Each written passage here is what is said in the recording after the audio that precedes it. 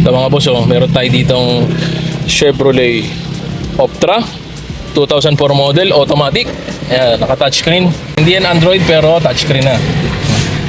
All power yan boss ha, power windows, power steering, EFI engine, nakarehistro. Yung aircon niya may issue pa ngayon pero papaayos raw nila. Testingin natin. Nakarehistro to boss ha, kompleto papel. Bali, ang pinaka-issue niya, pintura, yung maselan ka. Pero syempre, dahil doon, kaya ibebenta natin ang murang-mura. Ba, yun oh. Ganda ng ano, ganda ng hatak. Isingyan nga natin. Magana. Yan boss, yan boss. Ito natin yan. Yan, up, sa likod mo. Dalawa sa kabila. Yun, magana. O, yan bossing. 5-seater siya na sedan. Ang ilaw boss na gana. Kamusta yan?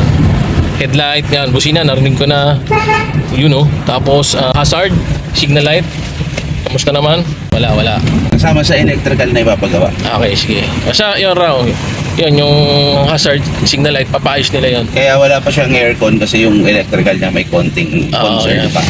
Kung sabay na yun, sabay na. Oo, kasama yun. Papagawa natin.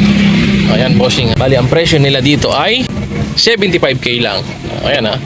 2004 model na Chevrolet Optra automatic. Para ka lang bumili ng karburador. 75k. Ayan ha. Mamaya, bababa tayo. Pakita natin yung labas. Ayan boss, ang loob nyo. Ito naman yung labas.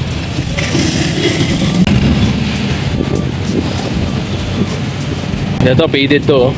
Plaka, bago na rin. Chevrolet Optra 2004 automatic. 75k lang.